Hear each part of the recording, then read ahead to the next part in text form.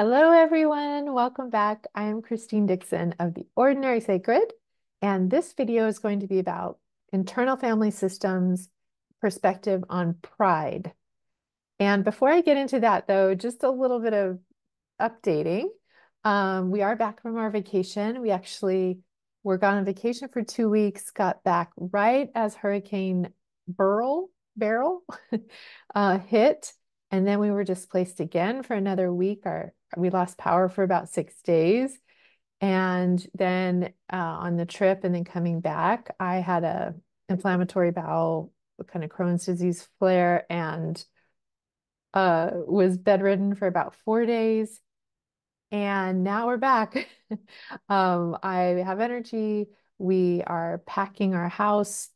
Neighbors on both sides of us are moving. We're moving. Everyone's trying to get out of Houston. But just a lot going on. But I'm really happy to be in back in my room, um, air conditioning and having energy and being with you all to teach a little bit about internal family systems and pride. And I'm going to share my screen with you. This is actually something that I made for the IFS practitioner consultation group that I meet with monthly. They submit topics that they want to learn about, and this was one of them. So let's see if I can share my screen. Okay, oops, let's get rid of that. So IFS and Pride, I have a lion here. And these are, really everything that I share is from my perspective. And so you are absolutely always welcome to have a different perspective and share that in the comments. All right. So the self, the capital S self, knows that our innate worth and divinity, I would say, is fact. Again, that's my experience, that the self knows this to be true, that I am an expression of the divine, and so are you and you and you and everyone. So myself knows this to be a fact. I have innate worth, you have innate worth, everyone does. We're all an expression of the divinity. And the self reflects this back to all the parts.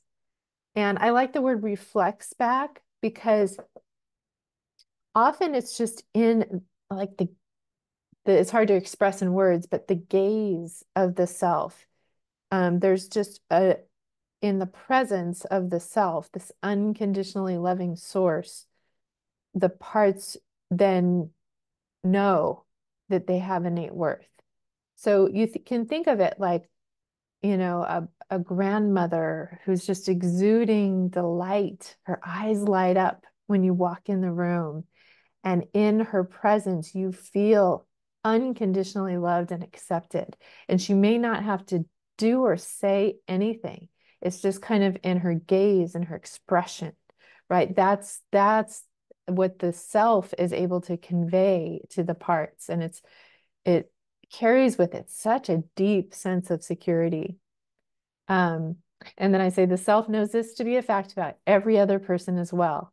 So it's not like, oh, I'm so special because I have innate worth. Um, every person does. And that also becomes clear, but it's not like, how people say, well, if everyone's special, then no one's special. That's not my experience at all. It's that genuinely every person, no matter your history, no matter what you've done, no matter what you've thought, been through, you are unconditionally loved. And so am I. And again, this is not a belief. Like to me, I'm not trying to get you or anybody to believe this. This is my experience, particularly when I am still and meditative. When I first began practicing nothing, just sitting and doing nothing and just observing whatever is here and alive in me, a lot of times I would first notice sadness, tiredness, pain, right? Whatever was true. And just in allowing it to be there and just observing it without judgment, just that practice, I began noticing what I first called the kind watcher. This was before I knew internal family systems. It was just my observation that there is this presence in and around me that holds all of me and everything alive in me with equanimity, with kindness, gentleness, tenderness, and strength.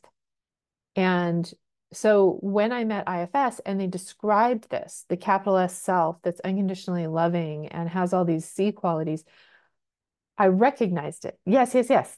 That's what I experience in meditation, essentially. So my hope is for you to experience this, not to take my word for it. There's a concept of vertical thinking versus horizontal thinking that I first heard from Teal Swan, and I really appreciate it. So vertical thinking is what a lot of our parts do. And you can think of it like a totem pole, right? Like you're either looking up to other people, like, oh, they're so much better than me. I'm inferior, right? Um, I'm not good enough kind of thing. Or there are other parts that look down on other people and say, oh, they are inferior to me. I am better than them. And it's kind of can have a judgmental nature and that kind of things. Again, these are our protective parts. They do this to help us have worth or be accepted socially, right? There's this comparison that's happening, whether I am inferior to you or superior to you, but there's this evaluation going on a vertical axis.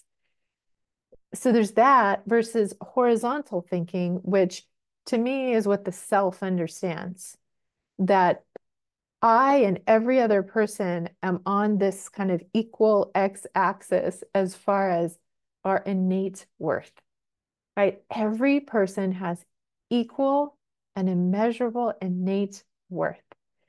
And no one has more innate worth or less innate worth than anyone else. So we don't, while we can, we all have different strengths and weaknesses. So I might be better at teaching than someone else, but another person is better at playing sports than I am. Or, you know what I mean? We can have different skill levels, strengths and weaknesses in different areas. But as a whole, each one of us has exactly the same level of value. And when we understand that, um, the parts of us, and ourself knows that as a fact, like I was saying, when the parts of us whose strategy is to, um, put other people on a pedestal or make us feel inferior, less than, when they begin to understand this equality of value, instead of putting others above us, we end up bringing ourselves up, right? So we end up bringing our own value up to equal to everyone else. It's not that we're putting ourselves above others now, but in order to create the balance, we are the ones that are down here, so we need to bring ourselves up. And then vice versa, if we have parts that are judgmental of others and critical and feel like we're superior to them, so we're putting ourselves above other people, when we are in the presence of the self and begin to understand this equality, this horizontal axis, we begin to bring others up. We begin to understand that underneath all of their actions are also good intentions, are also traumas and unmet needs, just like us, right? And that they have equal value to us. So we begin to bring them up, right? And this may be happening, bringing up of us, bringing up of other people simultaneously inside of us for different parts. But in the gaze, this equanimous, I don't know, the gaze of equanimity, I don't know, of the self, uh, this happens naturally. It's kind of it's like a gentle challenge, a gentle experiment. What if other people have equal value to me? What if I have equal value to these other people? Um, and a lot of times when people think of pride, they think of arrogance or narcissism. And again, that's an extreme version. Those are definitely burden parts. But narcissistic parts again, are an extreme reaction to parts who feel deep shame, inferiority, and insecurity. You can kind of think of it like this balancing act. So the bigger someone's parts, narcissistic, arrogant, prideful parts are, you can be certain that they are being tempered by, or that's a reaction to, equal and opposite parts who feel deeply insecure, deeply inferior, deep shame, because this has got to be extreme to balance this extreme out. That's a polarized system's way of trying to achieve balance. So that doesn't mean that you need to just accept, um, particularly the harmful impact of narcissistic parts. If someone is acting out against you and harming you in certain ways that do not consider you, and put themselves above you in certain ways, doesn't, I'm not saying that it's just okay for them to do that and just let them hurt you. No, no, no. But it's a both and of recognizing that these parts, it's not personal about you. Everything that anyone else does is always about them. And when you realize that it's about the pain underneath, that wow, if this person is acting out in this way, it absolutely means that they have pain and trauma underneath. You can have a little bit more empathy and compassion for them, not take it personally yourself, right? Not allow that to cause pain to you, but also take yourself away from them so that those parts aren't harming you, right? You can love someone from a distance, have compassion on them as you are far from them, so they're not harming you. So I talked about some of this already I did a video, several videos on codependency, but I really love this analogy that Anita Moorjani has, because so Anita Moorjani is known as this woman who had a near-death experience, wrote a book about it. I think it's called Dying to Be Me. Excellent book, highly recommend it. And one of the most controversial things that she came back from her near-death experience knowing and communicating to people was that there are really no bad people, that everybody is always doing something for a reason. It's like when she was in that space, on the other side of death, she was able to see really clearly all of the things that led up to a person's actions and why they were behaving the way they were. And again, it wasn't like it was an excuse for them to do that, but she understood exactly why they were doing it. So it's kind of like, Dick Schwartz says there's no bad parts because they may have harmful impact, but they always have good intention. It's like she saw that on a clear level about every human, that there are no bad people, essentially. That was really hard understandably, for a lot of people to accept because, they're like, what about Hitler? What about Napoleon? Or I don't know, what about these dictators? What about what's happening in Gaza right now, right? There's atrocities that happen. So there's a lot of pushback on it. Anyway, she has this analogy of these two dials because people, and it's understandable, it's like we need to push back on this, what we perceive as arrogance of other people, right? Because people would also push back on her about saying everybody, it was clear to her that everybody has this immense value. And they would say, but if I believe that, I'm going to be a narcissist, I'm going to be arrogant. And so she said, it's like you have these two dials, and one of them is like volume dials on a radio, right? One of them is for you and the valuing of you, and one of them is for other people and the valuing of them. And if people who have, a cluster of narcissistic parts that are dominant, have the dial on, I guess the dial on themselves turned all the way up, valuing themselves, and the dial on others turned all the way down, right? And people who are codependent, very self-sacrificing, caretaking, they often have the opposite, where they have the dial on themselves turned all the way down and the dial on other people turned all the way up. And what she explains is that these are both extremes. And what a lot of people will think is, oh, you need to turn uh, both of them down, or I don't know. But she says, or turn or they think that this is ideal because we live in a codependent culture. But she was saying, no, the ideal is actually to turn both of them up. I fully value myself and I fully value other people. So we can have healthy pride and value in ourselves and our innate worth and our accomplishments, and at the same time have excitement and appreciation for other people's successes and for their innate value. They are not mutually exclusive. It really is. What I have found is that the self's perspective is the both and self and other, and seeing the value of both at the same time.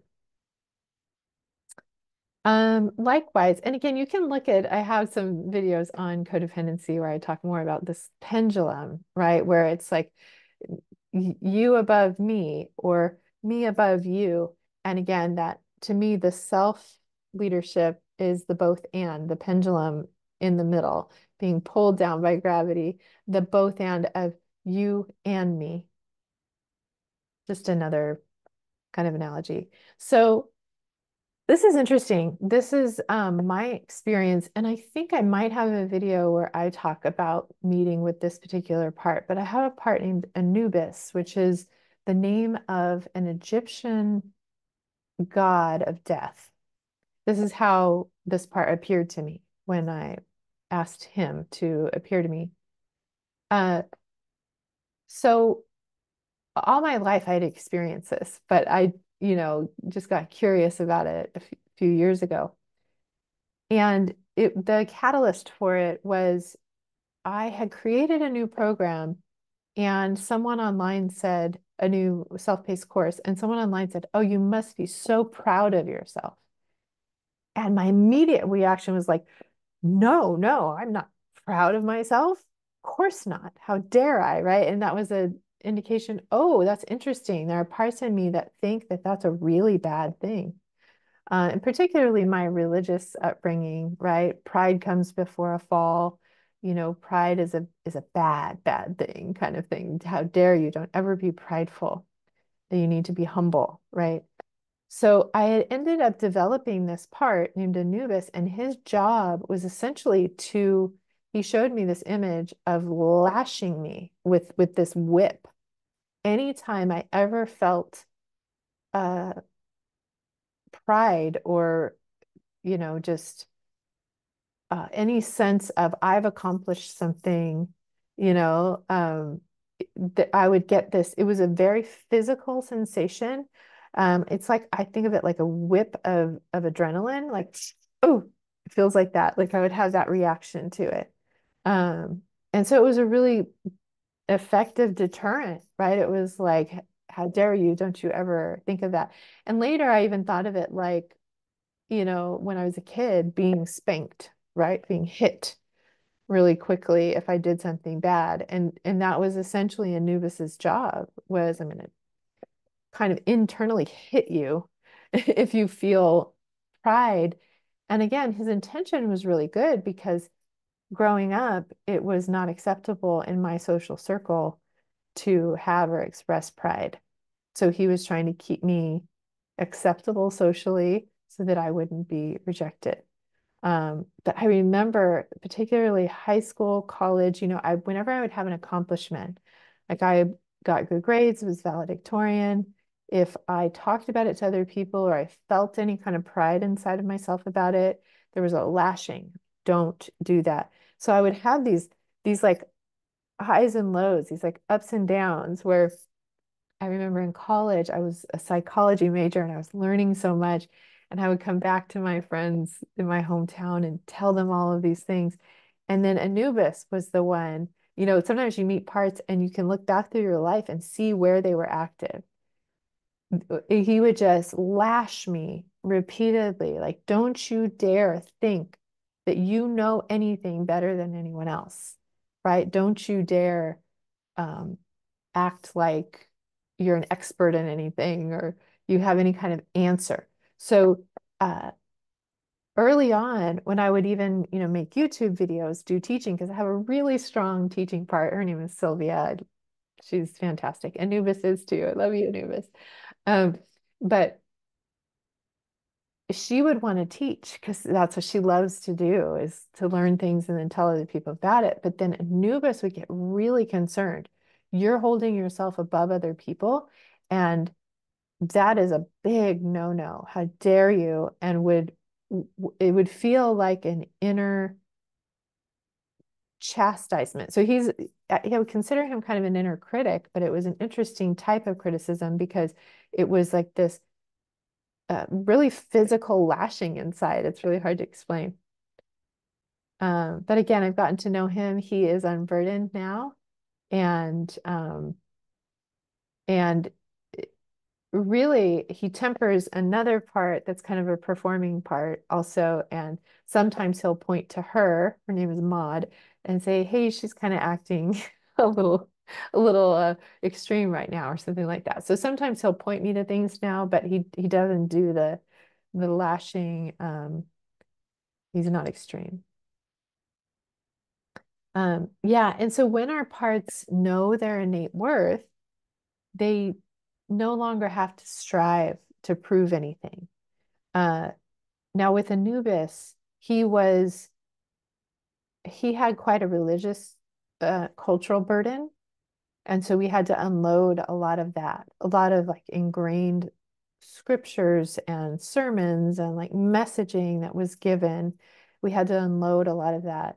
But underneath, what he was really protecting, what a lot of our parts are protecting, are these really vulnerable parts who don't know that they have innate worth. So getting the permission of those protective parts for the self to go to these vulnerable, precious parts, and like I said, the light in them, give them this unconditionally loving gaze, be with them, listen to them, reflect their value back to them. And then they essentially now have a secure attachment inside. Then the other parts that either extreme of narcissistic, arrogant stance, or complete inferiority, self-criticism, self-loathing stance, they don't have to do that anymore, because there's this clear understanding that I have innate value, and that's absolutely true. And so do you. So, okay, I think that was the last one. Yes. The next topic is IFS and money. A little teaser there. Um, So those are just a few of my thoughts about kind of my own experience and exploration around the experience of pride and what my core self knows to be true, but what my parts were burdened with. And so if you have any other examples of working with parts um, around the topic of pride, please feel free to leave them in the comments below. If you have questions, you can leave those as well. Thanks for being with me. Thanks for watching.